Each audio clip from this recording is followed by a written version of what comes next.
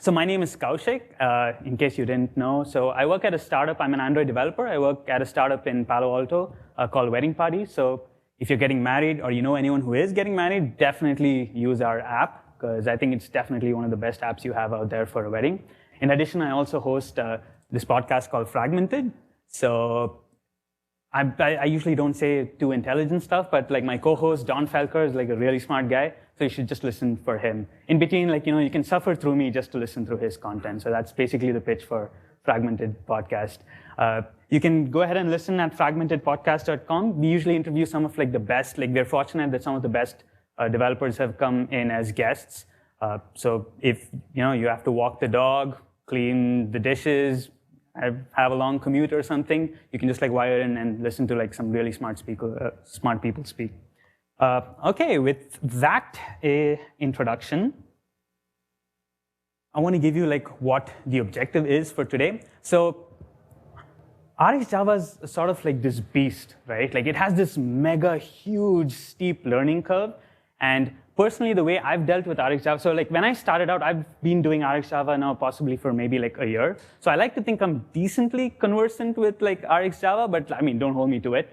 But the thing is, like when I started like looking at the theory, I was like, this is not making any sense. So like, they have this saying where they say, basically, if you want to teach a kid swimming, just like throw them to the deep side of the pool and they'll figure it out. Terrible, terrible idea for swimming. Don't do that for swimming. Like, your kids will hate you for the rest of your life. Don't do that.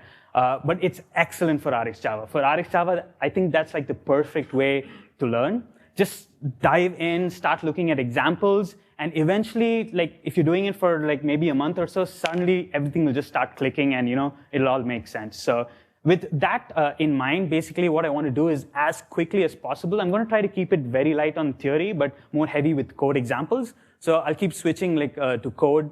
I apologize, there's going to be a lot of code in the slides, but I try to make it a little pleasant to at least look, and like once we walk through it together, it'll probably make more sense. I do, however, have to start with at least like some sort of a primer, because I'm going to be using a lot of terms like observable, observer, subscription, subscriber. Like I'm going to be using these terms pretty heavily. And if that really doesn't make sense, if you don't have like a solid understanding of those terms, then like the rest of the talk is really not going to make any sense. So I'm going to have like a very quick primer. Just a quick show of hands. How many of you have worked with RxJava? Like cool, so a fair decent amount. Okay, so I have like a couple of examples. The way I wanted to work was basically try to spend like more time on the things that people would be more interested in. Sort of like a 50-50 at this point, so I'll just like run with it, and like we'll see if you guys want to like change up the routine at some point, like we'll see how that goes. All right, cool. So let's get into it. The objective for this talk, like I said, is if you have never used RxJava before, if you go home today, add like this one line and start using RxJava, that's a win. And it is possible. Like, regardless of what you read online, people are going to say, well, RxJava is like complex, it doesn't make sense, it has a steep learning curve. All that is true, it still remains true, but the thing is you can start using it like right away. And that's like the whole objective. I'm going to give you like 4 examples where you can go home and rip out all your async tasks, your timer tasks, all that horrible garbage like from your code, and you can start using beautiful art like RxJava. So like that's the objective. The very first thing you want to do is basically have this in your Gradle script. Now, Gradle allows you, like the Gradle build system allows you to basically pull in libraries left and right. So if you wanted to use RxJava, all you have to do is add this line. However, if you are an Android developer, basically what you should be doing is making sure your slides go in the right sequence. But also RxAndroid. So you basically want to use RxAndroid. And as I walk through some of the examples, I'll tell you, like, there are some constructs with RxAndroid that work really well, specifically if you're an Android developer. Also, the good thing is all the dependencies for RxJava are pulled automatically with RxAndroid. So at this stage, you really just should be using RxAndroid because it gives you everything that you need, specifically as an Android developer. Okay, so in case you didn't know, Rx stands for reactive extensions. Now, Rx is not a new language, right? Like, many people associate RxJava with FRP, which is like functional reactive programming. That's like a big debate of its own. But the important thing to realize is that it's simple Java. In the end, it's just normal Java. But the folks at Netflix basically used this pattern called reactive extensions. And reactive extensions, in turn, was created by the folks at Microsoft. So this is a really smart, some really smart people have come up with this pattern. And what it allows you to do is sort of write code that behaves in a functional manner. So it doesn't necessarily have to be functional code, but it sort of behaves in this manner. And that's where the true power of RxJava is. So that's why you can go ahead and start using it in plain old Java classes. So RxJava is just a library. Just like you have other amazing libraries like Dagger, Retrofit, and the like, RxJava is just another library. It doesn't require any a huge change in your framework or anything that you need. You can start using RxJava right away. Okay. So we have a couple of terms. So this is a very typical RxJava routine, right? So you have an observable, then you have these a lot of this code. So what exactly does this mean? Whenever you think about RxJava, all you have to do is just think about the routine as 3 constructs. Just think of any RxJava routine that you see as having 3 constructs. Now what a lot of, again, there's this saying with how they play the piano, right? So you have rules, and once you sort of master the rules, if you want to go to the next level, you just throw the rules off, and then you start realizing that there's more to it, right? It's the same thing with RxJava. When you start off, just think of it as just have these rules in mind, because it'll really help you get 60% of the way. Once you're there, then you can actually understand the nuances of the theory that goes behind it, and then you can start swapping your code left and right. So the very first thing that you should know is there are 3 constructs. What's the first construct? The first construct is what is called, damn, these animations were a bad idea. Okay, in any case, the first construct is what you call the observable. Now, RxJava follows the observable pattern, in case you didn't know, and it's a very basic pattern. So what basically, you have this interesting thing, right? So assuming you have a stage, and you have this object or this entity that's doing interesting stuff, right? You call that the observable, because you're interested in finding out what that thing is doing. So that's one way to think about it. Usually in your code, typically all the funky operators that you have, like map, flat map, debounce, buffer, all these things that you'll eventually get to read in the list of operators for RxJava, all that good stuff happens at the observable construct, right? So that's number 1, the observable. The second thing is, well, you have this amazing person who's giving you some interesting events, but you need someone who actually listens to these events, right? That's what you call the observer, because, if you don't have an audience, what's the point of having the observer? So that's the second construct. So when you have an RxJava routine, always think, okay, there's got to be an observable that's shooting out interesting events, and in the end, you also have to have an observer that listens into these events, right? So that's the 2 principal parts. Now, another super huge advantage with RxJava is it allows instant concurrency. Now, all the geniuses in the computer science field have I don't remember the quotes exactly, but basically everyone is in unison. Everyone says concurrency is a hard thing to deal with, right? Concurrency is always difficult. It still remains difficult, but the advantage with RxJava is it sort of abstracts all of this away from you. So the way it does that is with this thing called schedulers, right? So you have subscribe on, which basically says, hey, you have this observable and you have this observer. When you establish this connection, basically do it on this thread. So in the end, if we do get time, we'll try to touch on some of the things, you can achieve all of this with pure Java. You can use executors, you can use implementations of executors, thread pools, you can do all of this. The thing is, schedulers are just a much nicer API to deal with all of this, right? So you have subscribe on, you have your observable, you have the observer, you're establishing the connection. This piece of code that you have here basically sort of tells, it sort of indicates on which threads you want to have each of these things happening. So what the subscribe on does is it basically says, hey, you have this observable. This is the interested stuff, all the funky stuff that's happening in RxJava. Do it on this thread, which is basically which is your IO thread. Well, the scheduler IO, which provides it a thread, but for convenience, let's just say, okay, it's going to happen on the IO thread.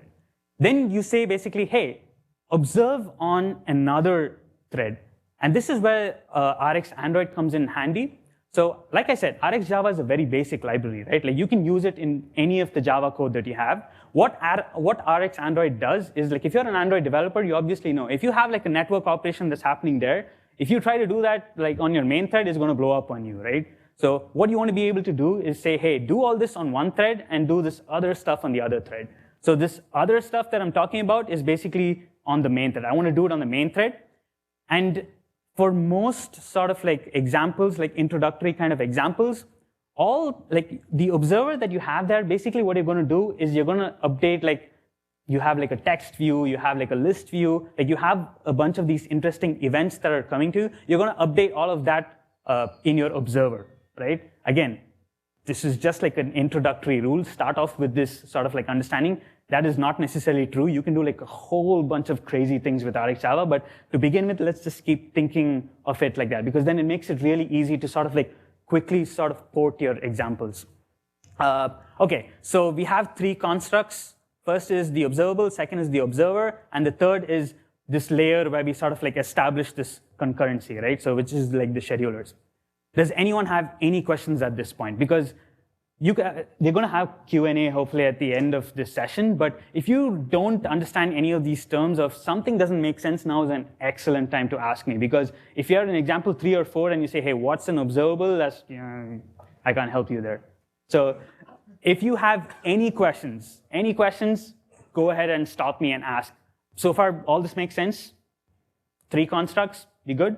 Okay, cool. I lied to you. There's just not 3 constructs, there's actually one more thing. And that's, so I told you like, hey, so I was very like coy in saying like, okay, get observer. The observer also has this interface, right? So in order for an object to actually function as an observer, you basically need to override 3 methods. You have, oh geez, that's super small. Okay, I'll read it out. This is on completed, on error, and on next. So if you have like an object that implements these 3 methods, basically can function as what you call an observer, right?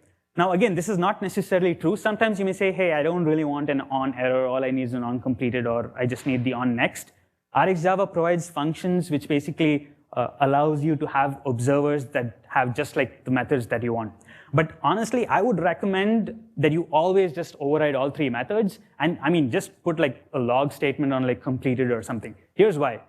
If by chance your observer actually errors out, like some operation errors out, and you haven't actually called, if you haven't implemented on error, it'll blow up. Now, the nice thing with RxJava here is basically it's like going to like neatly handle that error exception. It's like, hey, something went wrong here, deal with it in a nice way. But if you don't indicate how you want to deal with this exception, it'll just blow in your face. It'll just like throw an exception. So it's a good thing to always just like override all 3. And once you start using it enough, it's like all the APIs, right? Like you'll start like when I see this, all I see is like, oh, okay, on error, on completed, on. You'll start training your eyes to sort of like gloss over all like the boilerplate code. So it's a very good idea to sort of like override all 3. Okay, so I don't want to make it too boring for everyone. So I've got like goodies. Can anyone tell me what the exact exception is that will get thrown if you don't override on error? I must say, I brought 3 of these to begin with. These are basically the most amazing chocolates I've ever had, like that can fit in my palm. I had 3 of these. I finished one on the Caltrain because I was just like it was so good.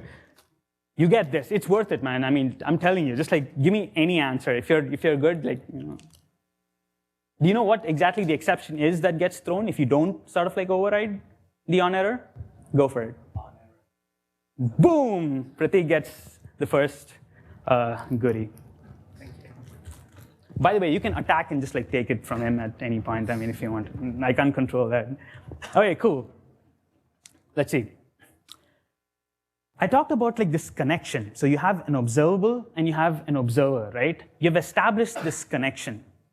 Now, you can represent that connection in another object, okay? And that object is what you call a subscription. So this is like the 4th thing, okay? I promise you, there's no more like entities. It's only these 4, like, I'm not lying this time. You have 3, you have the observable, you connect it to the observer, you tell them which threads you want to be doing all the connections in the schedulers, and what results basically in the end is what you call a subscription, right?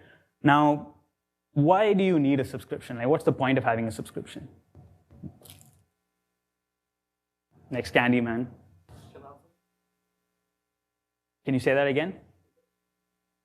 You can unsubscribe from, boom, okay, you get it. So you know what? Okay, no, okay. You get it. kind of hungry, man. I want to have the chocolate myself, but okay. So that's why you would have this subscription. Assuming, like, with Android, this is very common, right? You have an activity or you have a fragment, and you're basically pausing the activity or the fragment. If you've used async tasks, this is like a big problem. What do you do if like your activity has gone out of cycle? Like the network operation is going to come back like, hey, I have a result for you. Take it on the UI, and the UI is going to blow up because it's like, hey, this activity is, you have to handle it in certain specific ways, right? The way you actually handle that with RxJava is you get a hold of this subscription object, and you basically call unsubscribe on. You have to do the extra work, but it's basically, it's very neat and elegant in that it's very simple. Like, this is the only way. If you want to kill like that connection, you can't basically get hold of the same observer or like your observable and say like unsubscribe from here, unsubscribe from there. You just, it gives you this subscription, and you can basically say, hey, okay, my activity is going out of the life cycle. I want to kill the sucker, so just like unsubscribe from there. So that's basically why you would have a subscription. Any more questions? Be good so far? I'm out of candy, so like, I'm sorry, I can't give any more. On the on error not implemented exception? Is it getting thrown every time I'm not getting on? Yes. So like if you have an observable and it for some reason calls on error on that sucker, right? If you don't have on error implemented, it's basically going to blow up saying, I don't know how to handle this, and it'll throw the exception. Yes, please. Excellent, you're listening keenly. Yes, so this subscription object that I have is basically for this specific observable, this connection. So this observer connects to this observable, and it gives you this single object. It's a single subscription, right? I'm going to talk, and in fact, it's the next slide, so let's just go about it. Okay, so you have unsub, so like if the way you actually get a hold of it is, initially with this construct, I was just like neglecting the subscription. I was just like letting it go into ether. I can just assign it to this subscription object, right? So that basically allows you to unsubscribe. Now, like if you have many of these RxJava routines in your activity or your fragment, basically what you can do is it provides this construct called like a composite subscription. And it's basically a very convenient way because like with this composite subscription, it's basically like a bucket. You can say like, hey, give me this subscription, give me that subscription, I'll collect all the subscriptions. And in the very end, all I can do is like hit a single composite subscription dot unsubscribe. And then all of the connections are killed. So it's just a very convenient way to sort of like handle all these. Does that answer your question? Cool. Any other questions?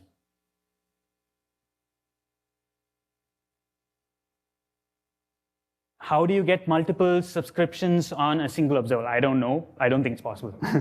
You can't, basically. So this subscription, it represents a single connection. Like the whole objective of this subscription is because if you got like multiple subscriptions and you want to basically cancel out on one of those, how are you going to do it, right? It doesn't make too much sense.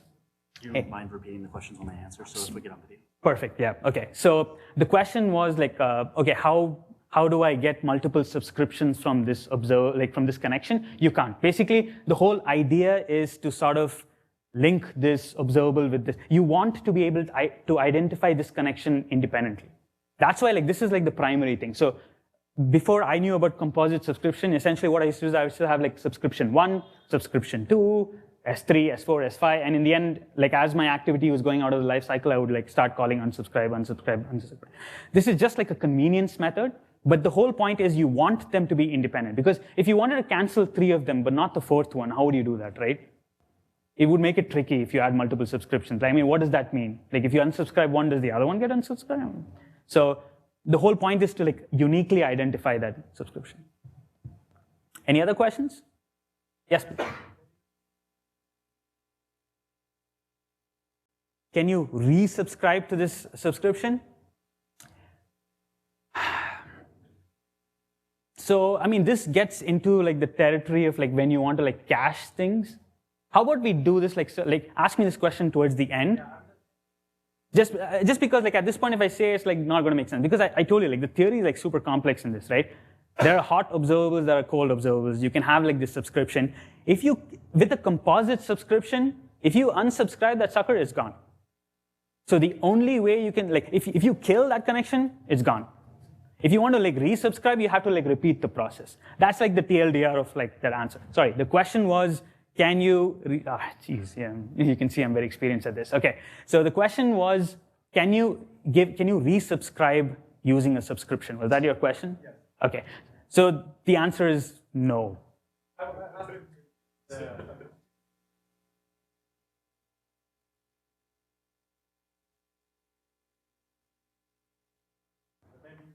Later. Yeah, so the thing is, a subscription is a connection. It's a very tight sort of link. If you unsubscribe from the subscription, it's gone. You cannot like resubscribe. However, if you have the observable, like if you had this interesting sucker stored somewhere as a singleton, and he was capable of like producing events constantly, and then you reestablish a new subscription, then that would work. Okay? If you want to like talk about more of the details, like probably let's do that in the end, because like right now people are thinking I'm crazy, like what the hell, I mean, it makes no sense. So let's like maybe go through some of the examples and then like it'll start making a little more sense. Does that work? Okay, cool. So now, finally, the examples. How are we doing? 24 minutes, okay. Who likes async tasks? Get out. You're not allowed in this. I'm just kidding. Async tasks, okay, in all fairness, async tasks actually have a very nice API. I'm not kidding you. Like, until RxJava came in, it basically had the nicest API to handle concurrency, right? What's the most typical example? So I was just telling one of the other folks here, so I've not used async tasks in a long time, so like when I made this presentation, I completely forgot how to use async tasks, and I was like, wow, newsflash, async tasks are still, I mean, they still suck. I mean, they're not that great now anyway. But in any case, this is how you implement like a very basic async task, right? So this is the declaration of the async task object. The interesting thing that's happening here is like you want this to happen like in the background thread. Basically api.getUser. I'm using retrofit at this point, so it gives me a lot of like the niceties of,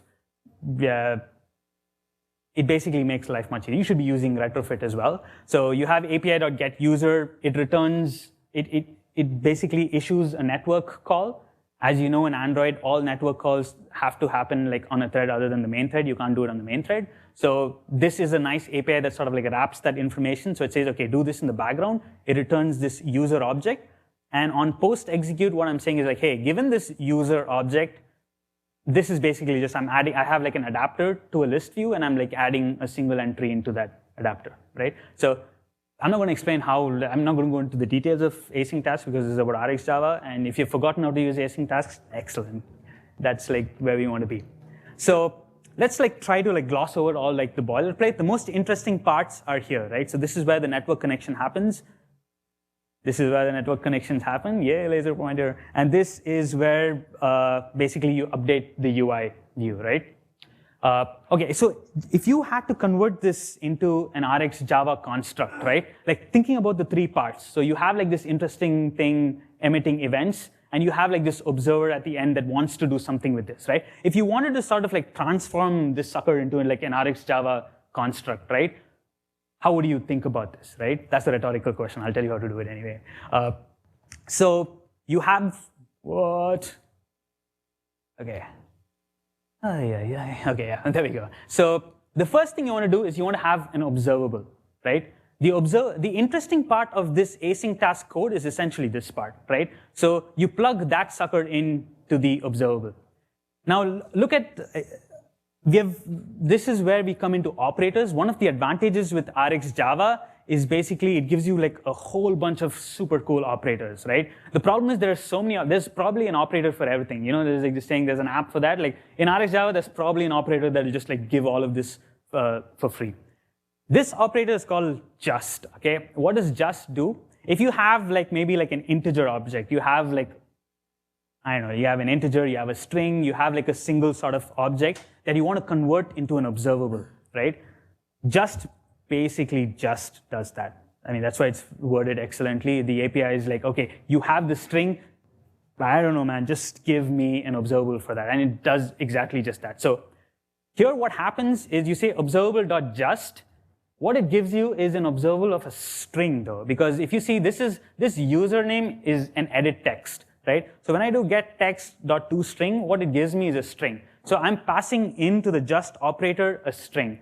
So what would come out of this is basically an observable of a string. But I don't want an observable of a string here. Basically, what I want to do is convert in the end, I want basically a user object, right? So the way we do, the secret sauce there is basically the network connection. So that's where this comes in. You have a map operator. Now, I like to call the map operator as basically the alchemist's operator, right? You give it one object, and what it does is it provides you a function that will basically just spit out a completely different object. That's essentially what the map operator is. So here what I want to do is I have a username string, and essentially what I want to do is I want to spit out a user object. And the way I actually do that is with retrofit's call. It's the exact same call here, right? Now this is typically how you would convert this, the equivalent of like converting the exact same API with this. Now things can get a little better, and like this is why I recommend retrofit, right? Let me see if this is the next thing. Yeah, okay. So with retrofit, this is the exact same API. So in this example, I'm going to point you to a GitHub project where I've written some of these examples. The API that essentially you have here is get user. So this is like the standard stuff. This basically executes like the network call. It doesn't care about the thread. It's just boom, going to like execute that network call and give you the result. This is like the interface with retrofit. The advantage with retrofit is it also gives you this option of converting it automatically to an observable. Now there are like certain nuances to this because obviously your API has to be in JSON because it converts, like it parses JSON. There are other formats, or you can write like a custom converter and basically convert it to the user object. All you have to do is like indicate how to convert it to a user object, and then basically it knows to give you an observable. I haven't looked at the internals, but I guess pretty much it would do something similar to what we just had, or maybe a more efficient way of doing that, right? So if you use retrofit, like all that chunk of code basically just goes away. But for the benefit of those who don't use retrofit, we'll stick to like the old way of doing it. Okay, we had the observable, that's construct one. There were 3 constructs in this, in any RxJava routine, we think about 3 constructs, right? The first was the observable, what's the second one? The observer, right? So given this user object, what you want to do is update your list view, right? So basically you're saying, hey, okay, this is my observer. This is like a construct that basically deals with this user object in some way. So that's essentially what happens here. Now, this observer has an onCompleted on error. If you notice like the signature of these methods, so onCompleted is only at the very end of this call, right? So you have this interesting object that's emitting out events called the observable. At the very end, it's going to say, okay, I'm done. Like I've done all like the interesting stuff that I have to do, so I'm out. When it actually like reaches that stage, onCompleted is called. So typically like the stuff that you actually do here is going to happen in onNext. So onNext is when you're going to be able to like sort of like modify the events that keep coming out of like this interesting thing, which is called the observable, right? Does that make sense so far? Are we good? There's something missing though. If I run this exact same code, it's going to blow up on me. Why is it going to blow up on me? Exactly. We need to add the schedulers, right? If I just, so again, this goes into like the theory of RxJava. There are like certain default schedulers that run. I'm not going to go into that, but right now, this is a very sort of like straightforward RxJava construct. What it's going to do is going to run everything on the same thread. By default, any app, like if you have code, it's going to run on the main thread. So it's going to like fail right there because it's going to try to execute that onto your main thread, and Android is going to say, hey, that's a network connection. I ain't going to allow that. And it's going to like blow up. The way you handle that is the third construct. The third construct is basically, damn it, okay. The third construct is schedulers, right? So I say subscribe on the IO scheduler, and I say observe on the main thread. So what happens is the subscribe on points to the interesting stuff that happens on the top. It says, okay, all this interesting stuff, do it on the IO thread. All this stuff, all the like observing that you have to do it on the main thread. Okay? The minute I add this in, I add my concurrency layer to this, you're good. This example would work perfectly well. So this is basically just the code. If you want, again, like I'll share all of this, so don't worry about like writing it down or taking pictures. It's all like out there, so it shouldn't be too much of a problem. So with this in mind, you can go home today and rip out all your async tasks and basically just use the equivalent code. It's as simple as that. Any questions on this so far? What can we do in TLDR, usually you don't have to do too much. Because, okay, sorry, the question was, what do you basically do in onCompleted? So why do you have onCompleted in that case, right? There are certain times where like your functionality might demand it. Like you may want to say like, okay, I'm done, like maybe, okay, so here's a use case. Basically, I'm downloading images like one after the other. Like I'm downloading 10 images, right? I shoot out a call. As each image comes, I'm updating my view saying, hey, image 1 ready. Hey, image 2 ready. But at the very end, what I want to do is I want to say like, all your images are done. I'm like, posting like a text view or something. OnCompleted would be a good way to do that. Now you could also just like accumulate like the number of objects that you're expecting and do it on next, but that would not be the idiomatic way of doing that, right? So if you did that on onCompleted, then that's good. It's onCompleted is typically where you want to do stuff where it says it's really done. If you have something specific that needs to be done when your observable is completed, like if you want to release objects or you want to do something, onCompleted is probably a good way to do it. Yeah? Question?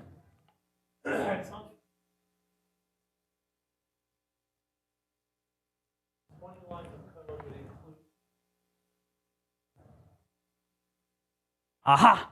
I knew you were going to ask that question. So, I actually have it written down in my notes. You may say code that's shorter is generally good, but that's never the case. When the number of lines of code are small, that doesn't necessarily mean it's a good thing. And as I go through these examples, it'll make sense. Yes, we have more lines of, oh, by the way, if I use retrofit, let me see.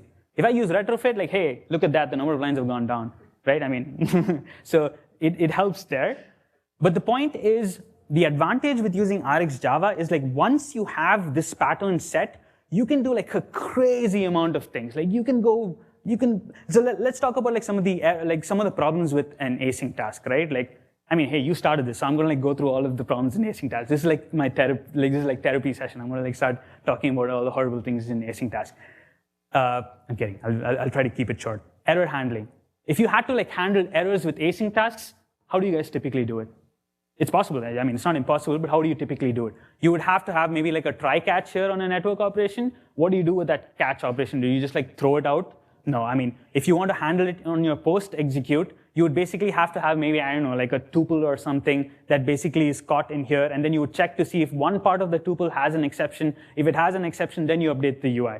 Great. What if I had multiple network calls, right? Like in RxJava, the way to handle that is like, don't worry, all that is just going to happen in the on error. Any error throughout the live, like if you have multiple observables running, at any point of time, if you have a single error, it's going to like whoop, drop in all the way and come into the on error. That's like a huge advantage. Like you shouldn't underestimate like the advantage of having a neat API where it sort of like encapsulates all this functionality. Error handling is one thing. Lifecycle changes. So, I mean, everyone knows with async tasks, the problem is if your activity is going, like if it's like an activity or a fragment is sort of like exiting, like it's going on stop, and an async task sort of like says, hey, go ahead and update this view and post execute, this code alone, without any additional stuff, is going to blow up on you because like your activity is no longer like alive. You'll have to write extra code to make sure, well, can I do anything with the activity? Can I do anything with the fragment? Am I like at that point of my life cycle where I can basically make UI changes? Which is not to say you have to do some of that code with RxJava. Basically, with the subscription, the way you do it in RxJava is like once you have that subscription, on your onStop, you call unsubscribe. And then you're guaranteed that none of the, like the observer base, you've killed the connection. So basically that doesn't happen. So it's a nicer way to do it with RxJava. If I had to do that with async tasks, like it's possible, but yeah. Go ahead, question. Why is it hard?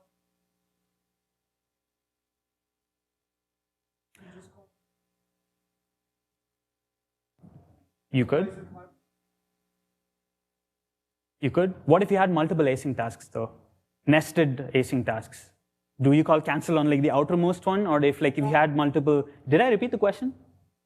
I didn't repeat the question, did I? Damn it. Okay, so the question was, why is it basically harder? Like, so if you have an async task object, so like if you have get user info a task, the question was, okay, so like if I have on stop or on destroy, and I have a reference to this task, I could just call cancel on that. I think that's how you do it also, right? I mean, yeah, with async tasks, that's how you do it. Yeah, you could do it, but you have to remember to do it. If you do RxJava, like, again, the thing, okay, so this may seem sort of like convoluted, but once I learn this pattern, it's going to be the same throughout. Now I have like another, like the next example is going to be with timer tasks, right? Like that has a different API. Like, yes, you can do it. I'm not saying you can't do it. For sure, you can do it. I mean, people have been doing it. What have people been doing before RxJava, right? So you can do it. I feel the API is nicer. And again, so like to the other question that I had, if you had nested async tasks, you can probably, can you call cancel on an async task if it's already done? I think you can, right? So I guess that's how you would handle it. If you had like nested async tasks at some level, yeah, you could probably handle it like that. But I mean, trust me, at that point, the code's not looking pretty. I mean, like with RxJava, it's like all there. It's just in one single place, right? Question?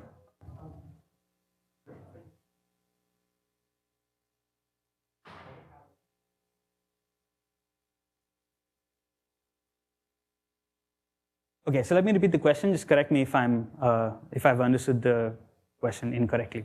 The question is, okay, so once I exit my activity or like the life cycle has come to a close and I kill the connection, so I call unsubscribe, what happens to like the observable? So I say like interesting stuff happens here, and what if like the network connection took like 20 seconds, right? And at second number 10, the activity is like you've exited like the life cycle, right? So what happens? Does it continue and come back?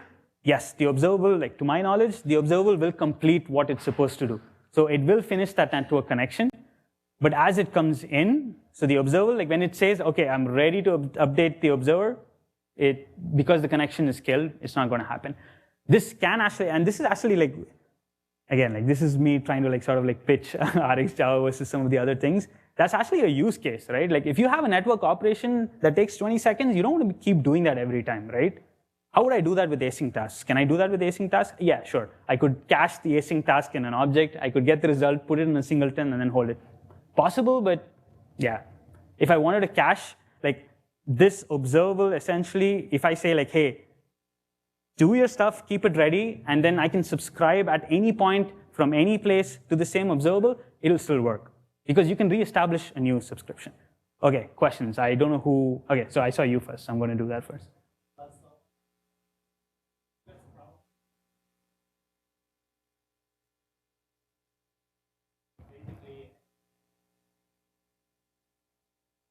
Mm-hmm.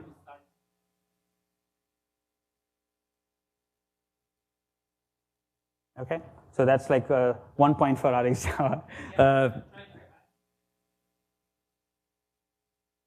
So you mean how async tasks help, or? So if you cache, so there's like this operator called cache. If you cache the operator, it won't re-execute the connection. You can establish the connection again, right? You can say, hey, execute this network connection. If it's cached, it'll basically spit out the last result that it has. So it'll avoid having to go through that whole network connection again. Does that make sense? Okay.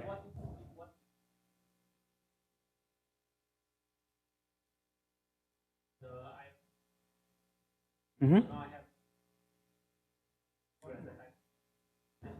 Okay, so the question was, okay, so assuming you've started the network call, and now you've like rotated your screen, and then you've like entered into the new activity, your question is like, okay, how do I like listen back to that?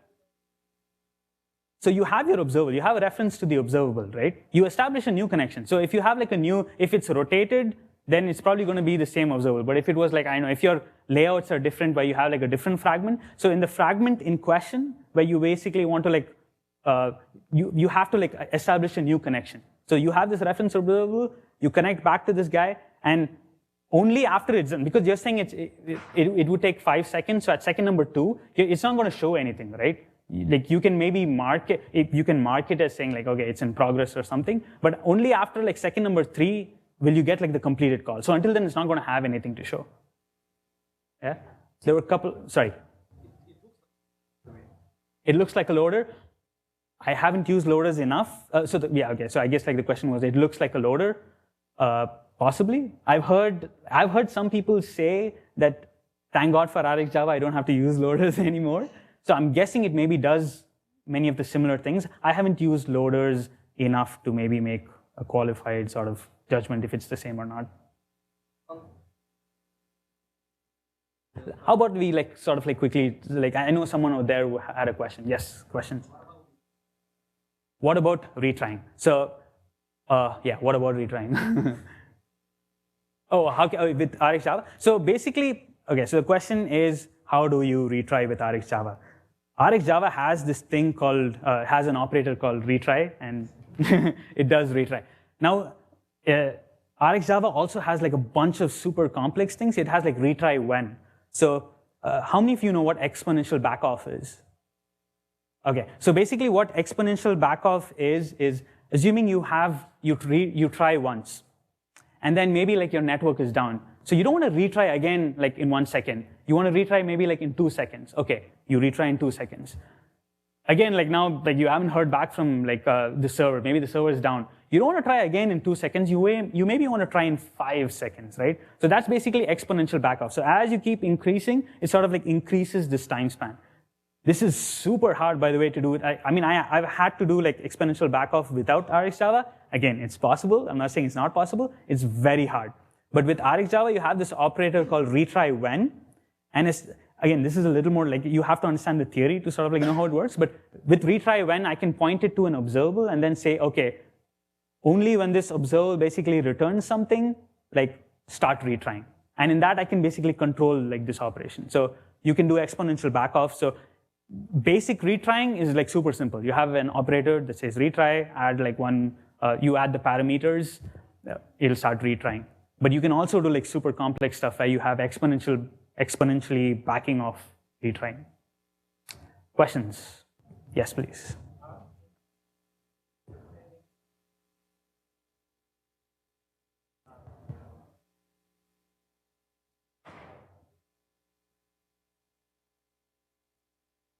Yeah.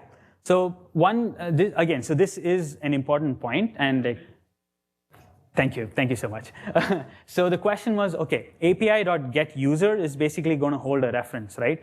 In RxJava out here, you can see I've intentionally used like Java 6 basically, just because like I wanted to be easy for most people to use. Like I don't think most people use 8 where you have lambdas, right? So the problem is you have a lot of like anonymous inner classes, and whenever you have an anonymous inner class, the problem is basically that it holds a reference to your activity, right?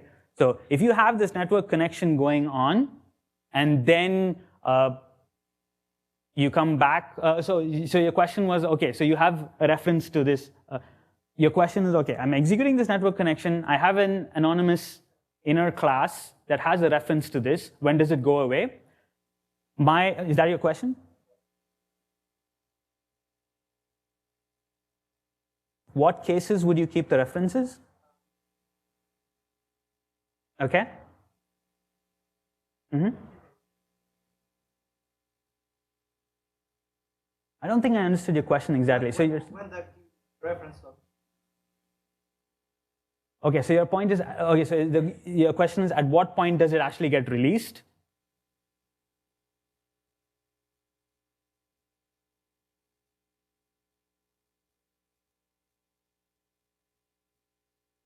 Right, so you're basically going to have reference to the activity in any of these anonymous inner classes.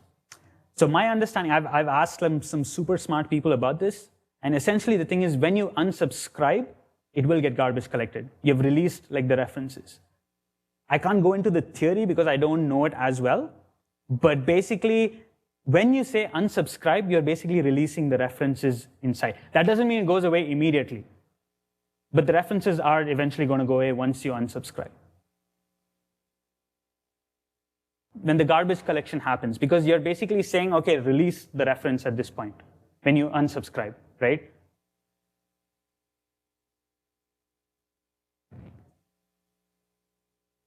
Okay, so your question is, my function 1 is still going to be alive for 30 seconds?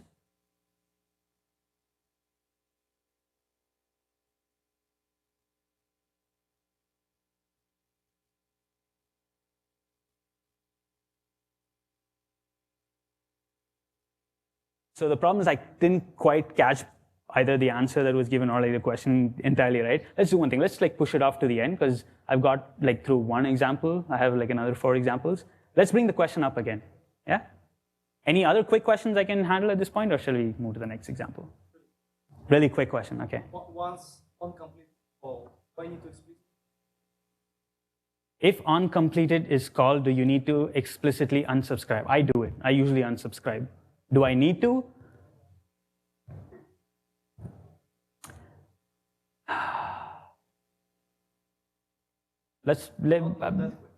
Yeah, I mean, well, the answer is not quick. I mean, so the thing is, eventually, I think it will get released. You don't need to if it gets uncomplete. Actually, I don't think you need to. If it completes fast enough, you don't need to.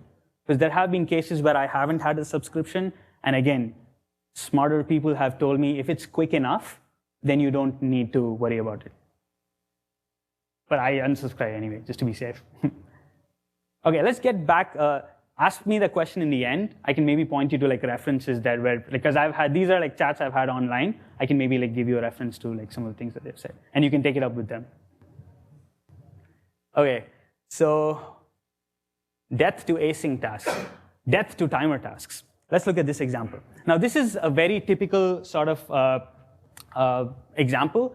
Essentially what I'm trying to do is I have a timer, I'm scheduling this at a fixed rate, and what I'm doing is, okay, with a delay of, so with actually 0 delay, at this interval, I want to constantly keep repeating this action. Do some, it's basically like a polling sort of example, right? How would I convert this to RxJava? The first thing is, okay, what's the interesting thing that's happening here? In this example, the interesting thing is actually like the polling, right? Like you have a 0 delay, and you're constantly polling every 3 seconds. So we're going to like use that to be our observable. RxJava has this really convenient operator called timer, right? In timer, you can provide it with essentially 2 parameters, but the third one is to indicate like what the unit is. So you have this as your start delay, and this is your polling interval, which is the basic same thing that you have here. Okay, so that's your observable. Notice how like the API is like very, very similar to like the previous example, right? I have an observable. I basically have a timer operator. My observable is saying, okay, I have something interesting happening now every poll interval, which is basically 3 seconds. Given that I have this observable, what do I want to do? According to this example, basically I got a little lazy here and said, okay, just do something here. So basically, the same do something here is going to happen on next. And that's it. This is basically how you, so it's very similar to the async task. I mean, the conversion to RxJava is very similar. And this is basically all you have to do. Now, let's look at the other interesting part here, which is how you cancel stuff, right? So you have a timer here, and you can cancel out here. If I had to do the equivalent in RxJava, I have my subscription over there. In the end, I basically call unsubscribe. Question? Uncomplete the timer cancel then? Is onCompleted call on, sorry, say that again? The timer cancel time. That went on called in this case. No, in this case, basically, it would depend on the operator. It's actually not going to uncomplete because timer essentially is like a polling thing, so it's constant. So this is where you get into what hot observables and cold observables are. Basically, in this case, it's not going to call on, it's never going to reach uncompleted, if I remember the timer operator example. Yeah, in this case, it's going to constantly keep polling, so it's not going to reach uncompleted, which is why it's actually crucial in this point to call unsubscribe. Because if you don't, it's going to keep running in the background. And that's like a super huge problem. Okay. So this is basically, so notice how it's very similar, right? Like it's super similar to like the previous example. There is something interesting here though. What's interesting here?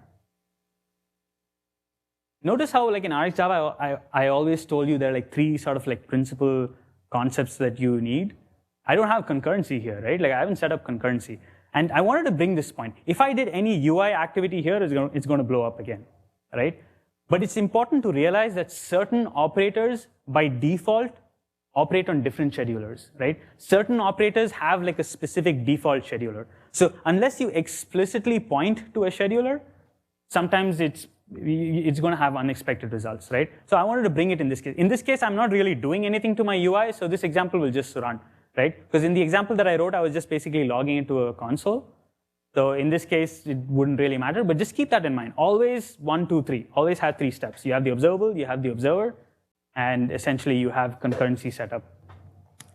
Okay, so this is the second example. Now, the advantage the reason I chose timer tasks is because you can actually do some really cool stuff, right? With timer, the operator, I can basically say, okay, execute this task after a certain delay, right? And the way you do that is with this. The example that I just talked about is basically, I can also say, hey, do it with a start delay, but also provide this interval. So after a certain delay, keep executing this task every X number of seconds, which is basically the polling interval, right? This is basically a nicer API. It does the same thing. No, actually, it doesn't do the same thing. Here, you don't have a delay. With interval, if I say, you know what, I don't want an interval, every 10 seconds, just keep executing this task, then this is basically the API that you want to use. The advantage with composing RxJava operators is I can do something like this. So I can say, hey, okay, do this every 10 seconds, right? So I have a polling interval. Every 10 seconds, keep doing this. But you know what? Take only the first 20 actions.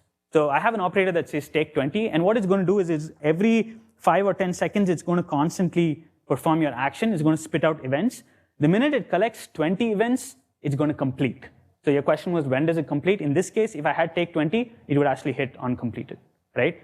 I can additionally do multiple things. I can say, like, because it's composable, I can take like what gets spit out. In this case, with the interval, it spits out like a time.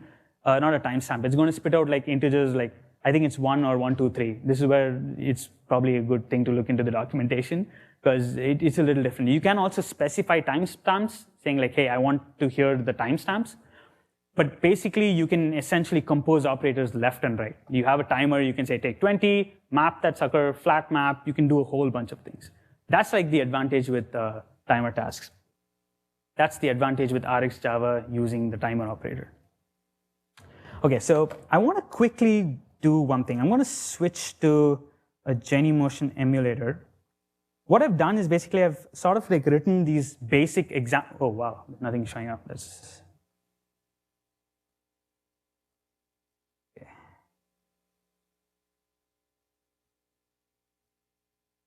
There is an easy way to solve this. I'm going to turn display mirroring on. Okay. Does that look better? Okay, so I have a couple of examples that I've written in RxJava. One of this is this variation of timing and interval, right? So button 1, basically what it does is it runs like, it's very similar to what I just pointed you to. Button 1, all it does is it runs after a certain delay. So if you carefully watch this, I hit button, it says button click, and after 2 seconds, it's going to hit next. And because the very first API that I showed, which is observable timer, all it does is it executes after a certain delay and it completes. And that's basically what you can see in the logs here. Does that look visible? Okay, so you have button click. There's a 2-second delay, at which point next is called, and finally completed is called. This example does something, this is like the second API that I pointed to. Essentially what it does is it says, hey, every 1 second just keep doing this. So if the way I've implemented it is it's a toggle button. So unless I hit toggle, it's never going to complete. So it has like next being called completely, right? So if I hit next, it basically kills this. So all these use the timer API. I've not used anything different. Like everything just uses the timer API. But just see like the versatility of like the kind of functions you can do with just the timer operator. There are a couple of other examples as well, but I really am running out of time. So I want to quickly touch some of the other ones. Okay, how about this? I'm going to show you 2 examples. Tell me which is the more interesting one, and we'll basically look at the implementation of that, right? So there are 2 examples here. This is a very common case, right? So if you have like a sort of autocomplete kind of functionality, right? If you type a text character, like I'm going to type B, I'm going to type R, I'm going to type U, I'm going to type C. So if you have like an autocomplete search box, right? A very common functionality is like you have a bunch of characters and then you shoot out a network call and you show a bunch of results, right? What you want to do is you want to be a little intelligent about this. Like if the user is typing pretty fast, what you want to do is you want to like give them like sort of some time to understand like all the characters, bunch it up, and then shoot out a single network call, right? That's like it's a nice UI, it's a sensible thing to do, right? You can do that with RxJava super easily. So if you notice here, let me clear this out. I'm going to type Bruce Lee, and you can see it collects everything in just like one single thing. right? Does this make sense? This is actually pretty cool. In order to implement this, I had to again use async tasks, and there was a lot of timing thing. It was possible, but it was not very straightforward. But with RxJava, it's a single operator. It's called debounce. That's the operator, and it's very useful for this case specifically, right? So you can do some pretty cool stuff with the debounce operator. That's one example. The other example is form validation, right? So I have this super simple form here, and essentially, unless all 3 inputs are valid, my submit button isn't going to highlight, right? So let's enter something here. I have an email here. Okay, 8 characters. So let's 6, 7, 8. I have a number, just a random number between 1 and 100. So let me enter 101. So you notice here, what basically happens is it collects all the inputs and it tells me what's wrong. So if I correct the inputs here, why is this an invalid? Oh, so it's greater than 8 characters. So if I hit 9, the button highlights, right? At any point, if I change this number, it's going to again go back to the error condition. If I have 10, if I have 1, if I have 0, if I have 10, if my email becomes invalid at any point, it basically sort of combines this. The way I've implemented this is using this operator called combine latest, right? So it takes the inputs from this box, it takes the inputs from this box, it takes the inputs from this box, it collects all of them together, and based on any condition that I provide, I can say, okay, light up this submit box only after a bunch of these inputs are valid, right? So that's using the combine latest operators. I think I'll have time to explain only one of them. Which one seems more interesting to you guys? The combine latest? Okay, cool. Combine latest. Okay. This is another reason to use RxAndroid, right? With RxAndroid, you have this thing called a widget observable. And essentially what you can do is you can point and edit text to this widget observable. And what it spits out on the other side is an observable of on-text change event. So on-text change event is a common thing that Android developers probably are familiar with, right? So all I have to do is I have this. This is a very simple vanilla edit text. I use this, and what it gives me is an observable of some events. What is that event? That event is basically any changes to the edit text comes out as an observable, right? So I have the email change observable. So I had 3 edit texts in the example, if you remember, right? So I have an observable pointing to each of these edit text inputs. Now, if you try to think about the concept, right? You have an observable, you have something interesting, and then in the end, you want an observer that sort of observes all of this interesting stuff, right? The way I have it implemented here is this is your observable. You have combine latest. I'm providing it with 3 observables. So I have the email change, from the last slide, the password change, and the number change. As a 4th parameter, basically, I would pass in a func3, which is again an inner anonymous inner class. I've shortened it to the IntelliJ syntax here just because it didn't fit in the slide. Or if you use retro lambda or the sort, then makes it look much better. But basically, it combines all of these 3. And inside that function, what I'm doing is I'm checking to see if the email is valid. So I have email valid as a Boolean here. This is the this is the on email change event. This is the event that I get from the observable. So this is what it's spitting out to me, right? If I do a .text on that, I think it's .text.toString. If I do that, I basically get the characters that were presented to me. So I check to see if the email is valid. This is a very standard mechanism. I use a matcher to see if the email is valid. The important point here is basically I try to see if the email is valid. If the email is not valid, I basically set, so this email is basically the edit text. I set an error on that saying invalid email. I do the same thing for password. So is the password a valid thing? It's a very similar process.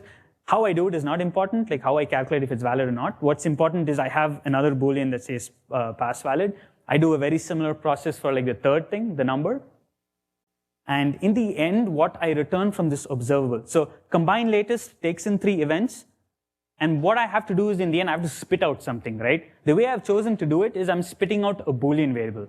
And if this Boolean comes out to be true, that means all three inputs are valid.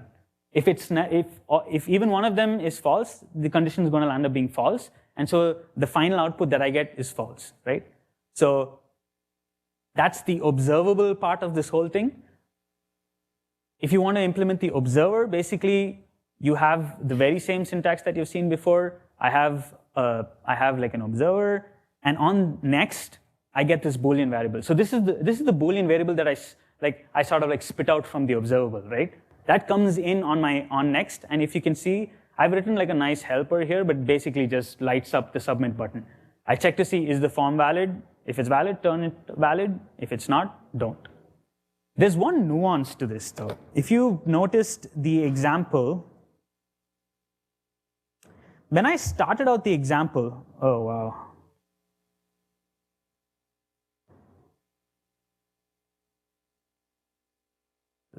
Okay, when I started out the example, it basically didn't tell me anything. So if you look at this code like I showed you, right, shouldn't it have basically lit up or like showed the error?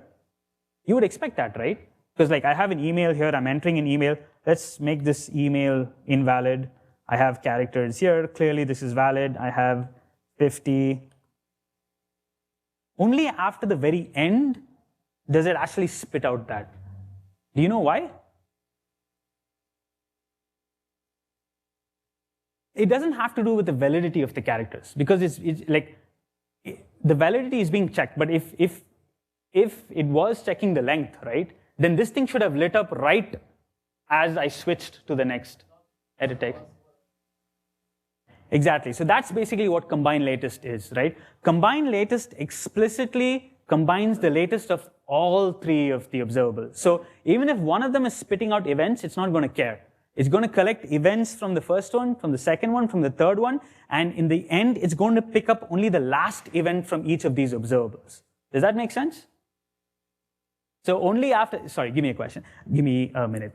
Only after all of these three events are collected, do I ever like go back to the observer and actually turn the form to turn the button to either a valid button or an invalid button, right? Question. So once all the observers have at least. Once all the observables. Okay. Once you have done at least. Yes.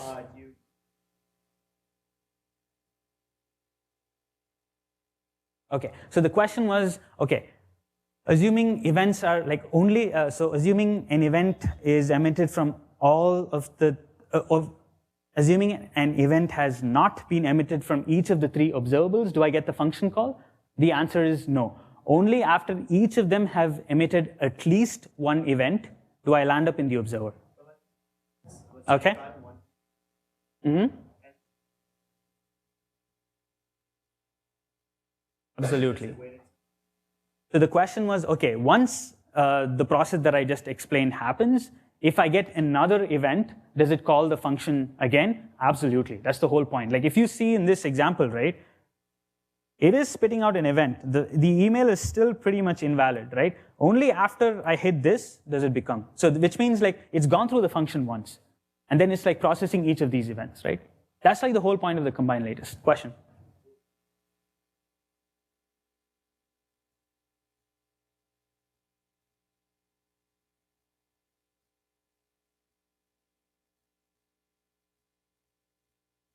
So yeah, so basically you were rephrasing what exactly happens with combine latest.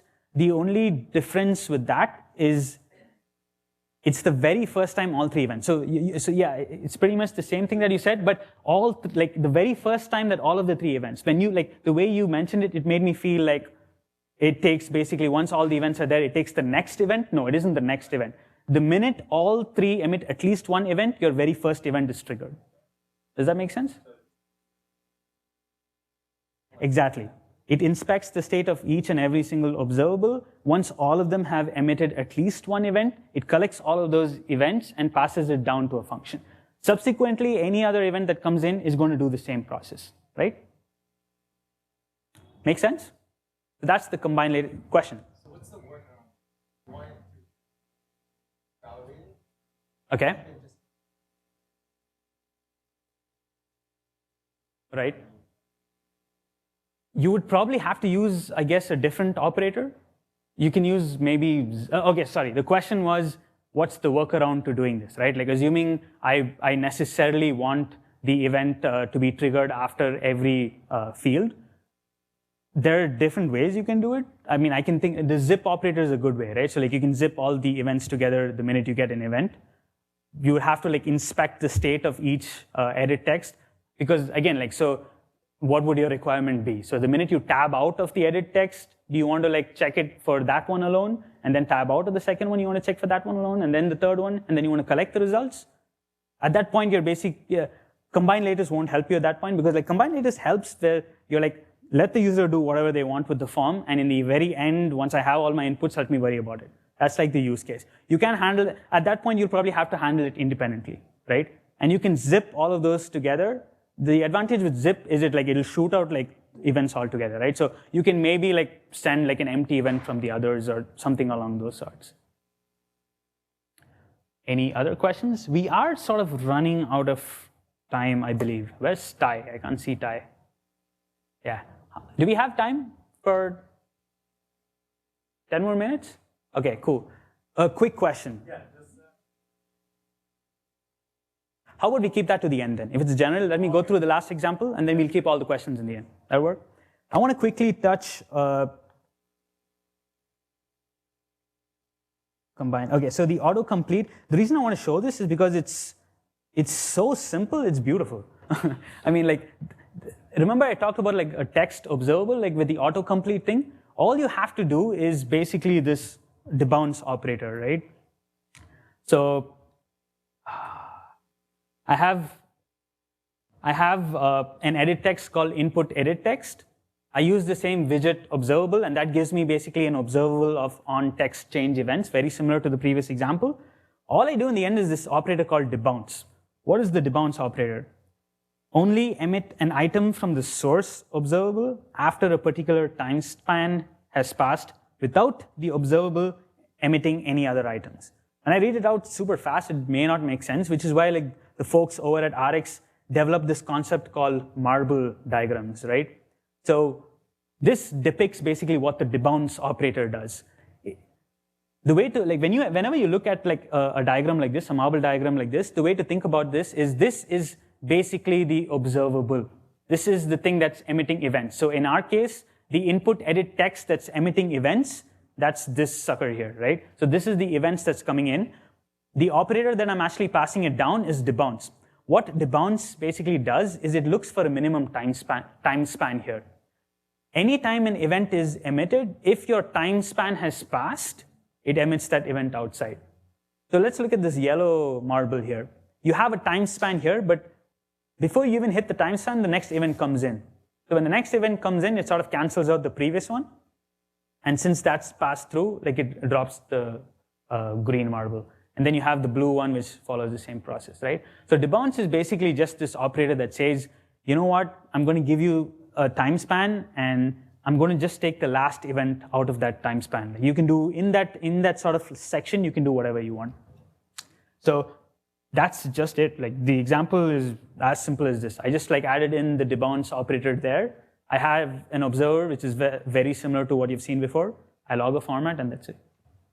So this is essentially the autocomplete one. I have a GitHub repository where I talk about some of the other examples. At this point, there are like 10 or 11 examples. I would encourage you to look at the examples. You have to remember some of this code I've written is actually kind of old. So it's like super crappy code, right? So if you can send in PRs that sort of clean up the code, that's great. Like look at this, like I rewrote the debounce operator and I was like, what was I thinking with the previous code? Because I looked at it and I was like, Jesus, this is like really bad code. Because it was at a point where I didn't really understand what was happening, right? But as you keep practicing more examples, you sort of like understand it a little better, and then like you can go back and clean up code. If you're at a point further than me, then I would strongly encourage you send PRs and clean up my code. It's also a good way for me to learn. Also, if you've used RxJava before and you have more interesting examples, you're like, hey, RxJava does this really cool thing that you probably didn't touch upon or you don't have in your examples, then feel free to go. I also have a README where I've listed ideas. This is like my to-do list where eventually I'll try to get down and flush examples. If you want to take an example, send in PRs. I'll be more than happy. So that's pretty much it. You can go ahead and have a look at that on the GitHub. All the examples that I posted in the slides, everything is there. I'll also try to send in slides to Ty, and maybe we can send it through the group. Does that make sense? Cool. Okay. We are going to have maybe 5 more minutes. 5 minutes of questions. Let's try to get quickly some questions. He asked me first, so I'm going to go with him. So the question is basically, how do you learn the different operators? Yeah. Practice. The Rx docs are amazing. At this point, they're really good and very informative. They have marble diagrams. So basically, just try to implement the example. Usually, there's always a better way to do it. That's like the approach you should always have. Start familiarizing yourself with the operators, and you'll find something that's interesting. That's basically how I did it. Because there are 50 or 60 or 70 operators, and each of depending on the parameters that you pass in, they're going to behave just a little differently. So there's no way you're going to learn it in a weekend or something. So just keep learning, practice. That's a kind of a stupid answer, but I mean, that's what I did. Question. So the question was, a lot of the events that seem emitted are immutable. The way to deal with that is basically to identify that's happening and not do it, I guess. If you cache that event and replay it maybe after an hour or something, and it holds on to it, it's going to do the same thing, right? Like I said, RxJava is a very straightforward library. It doesn't do anything very specific. I don't think there's anything in RxAndroid also that sort of handles that situation. But yeah, you just have to watch out. You have to understand what the operators are meant to do and basically work around that issue. You had a question, yes? How do you test? Excellent question. And this is a question I had this question initially as well. The TLDR of this, so I had Dan Liu. Okay, so did I repeat the question? Yes, okay, I'll repeat it. The question is, how do you test RxJava? I had Dan Liu on one of my podcast episodes, and I asked him the same question. The way I used to do it before is essentially, with operators, what you can do is you can force them to be synchronous. So if I have an observable that's emitting events, I can say to blocking to list. And basically what it'll do is it'll spit out a list. So it'll sort of fake it to be synchronous, and then I can just use regular testing. That's what I've done. That's a hackish way to do it. I've heard, again, I haven't gone back because I've just been doing it this way. It's been working out decently well for me.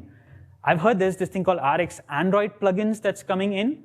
And what that allows you to do is basically say, execute everything in RxJava at this point only on this thread. So you have test schedulers, and you can basically say, no, execute every single thing on this test scheduler. And basically, that allows you to sort of fake this synchronous thing without having to call to blocking and doing all this stuff. Those are the 2 ways that I've heard about. Maybe there are other ways, but those work pretty well. Most cases where I've used RxJava and I've wanted to test something, it's always worked. So unless there's some super different case, I haven't encountered. Okay, questions? Hey, Ty, just raise your hand when we're up. When time's up. I'm just going to keep taking questions until. One more question? Okay. Who's the lucky one? I think you raised your hand first, so we'll give you the question. Okay.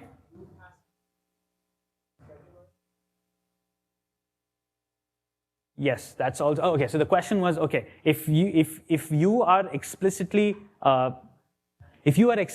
pointing out the scheduler that you want, as we have done in most of these examples, like the concurrency part where I say, hey, run it on this scheduler, that's another very good way to do it. If you have a very well-architected application using Dagger, you can basically inject dependencies and schedulers, and you can say, hey, use this scheduler. So when you're running maybe testing, you can say, inject this scheduler. Yes, you can do that. Unfortunately, many apps are not architected that well with Dagger, and so in those cases, this helps. But yeah, for sure, that's definitely another way to do it. All right, thank you, folks. And if you have any questions, let's just move on.